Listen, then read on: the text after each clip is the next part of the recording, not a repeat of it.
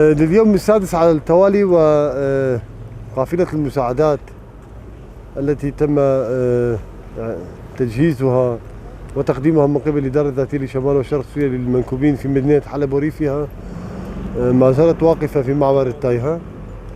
طبعا حاولنا قدر المستطاع باستمرار ونستمر بمحاولاتنا من أجل إدخال هذه المساعدات. بالطبع يوم أمس بعض قنوات التواصل قالوا لنا بأنهم بإمكانكم الدخول اليوم، أي بتاريخ اليوم 15 من شباط منذ الصباح الباكر، ونحن هنا بانتظار ما سيأتي به الوسطاء أيضا وكذلك حكومة دمشق. الوسطاء قبل قليل تواصلوا معنا بأنهم لا يجيبون على هواتفهم، يعني حكومة دمشق أو الذين الموجودين هناك أو القائمين على العمل هناك لا يجيبون على هواتفهم وأيضا لا يستقبلون أحد. ولهذا من الظاهر أو كما هو واضح بأن اليوم أيضا لن تفوت هذه القافلة وستبقى هنا.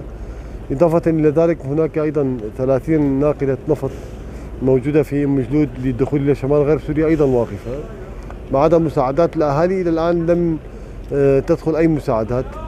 المساعدات الأهالي التي دخلت إلى الآن إلى شمال غرب سوريا هي عبارة عن 146 شاحنة، ومن ناحية حلب لم تفت إلى الآن ولم تدخل إلى الآن أي مساعدات.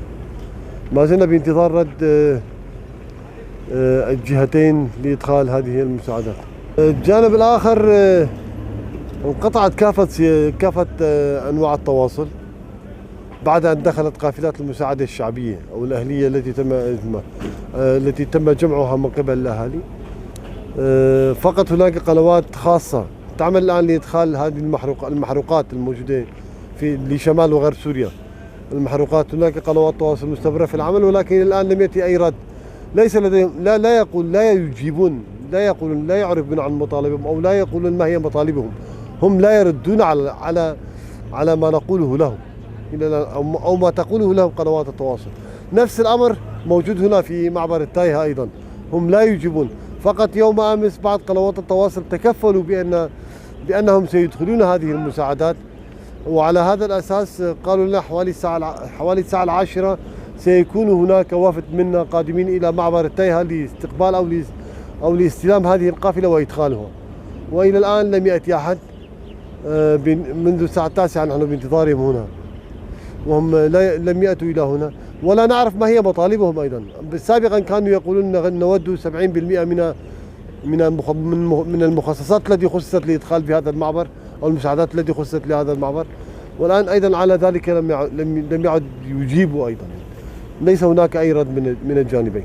نحن نعلم حق المعرفة بأن الآن المناطق المنكوبة سواء كان في شمال غرب سوريا وأيضا في مناطق الداخل السوري التي تسيطر عليها حكومة دمشق يعني بحاجة أو بأمس الحاجة حتى إلى مادة المحروقات، وخاصة المازوت لإشغال آلياتهم وكذلك للتدفئة.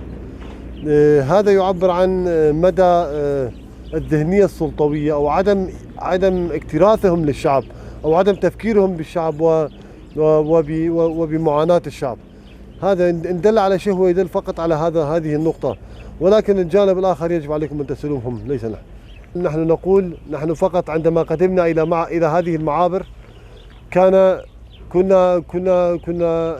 نتصور بأن القافلة لن تتوقف، سوف تسير مباشرة نظرا للحاجة الماسة لهذه المساعدات، وأيضا الكل كان يريد مساعدات، ولكن مع الأسف عندما جئنا صدمنا بعدم دخول هذه المساعدات. ولهذا ليس لدينا أي قرار أو لم نتخذ أي قرار بمدة بقاء هذه المساعدات أو عدم بقائها.